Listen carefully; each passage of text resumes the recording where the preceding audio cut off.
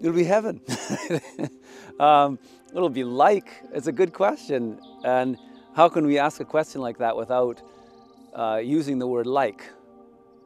And it will be more unlike anything we know. That's for sure. But it'll also be like everything good and everything beautiful and everything true that we've ever experienced, that we've ever imagined, that we can ever desire.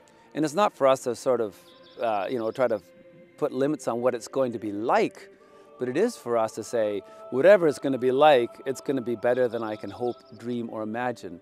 Not only for myself, but especially for everybody, everyone else. And this communion with everyone, a communion with God, yeah, it's going to be pretty good. Life in eternity would be, heaven, is union with God, is union with perfect love and joy and peace and fulfillment. So basically how I see it is being the happiest that I've ever been times a billion and lasting forever, because you get to be united with God. We're as Christians believing that God became man.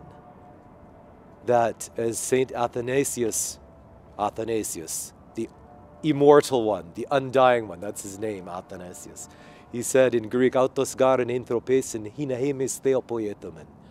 For he was made into a man in order that man might be made God. That's the reality of the incarnation. Here on earth, we as Christians have that as our focal point and foundation. So already we are, you could say, the fuses are blowing in what has happened in Jesus Christ, in his person. And by calling me to follow him, to deny myself and follow him and enter into his life and to follow into his way, that horizon that goes beyond death is endless. And the mystery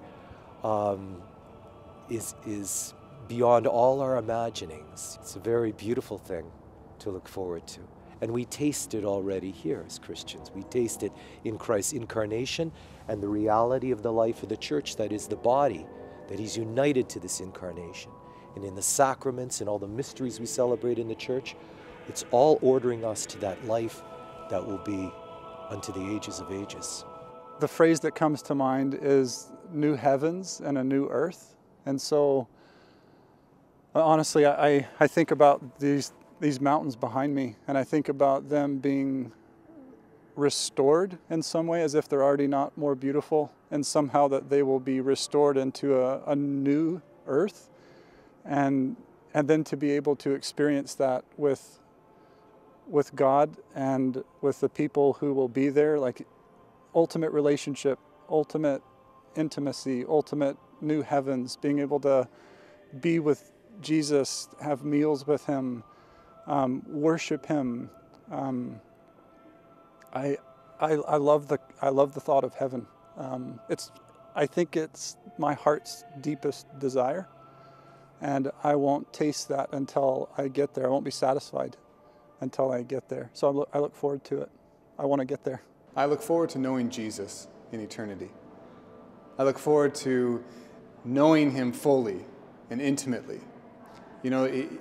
So much of our culture today is kind of reduced Jesus and God to abstracts.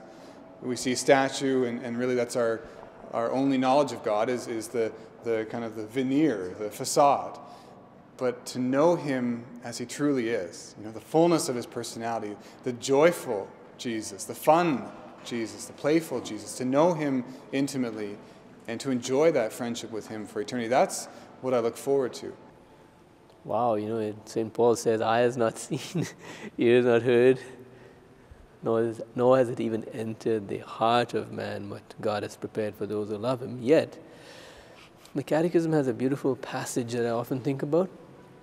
It says, I contrast it with hell, because in hell you have the presence of the devil, the presence of the demons, the sight of your own sins in your flesh, the isolation from every other creature, And so if you look at the opposite, you have the presence of God, presence of the Mother of God, Saint Joseph, and all the other saints.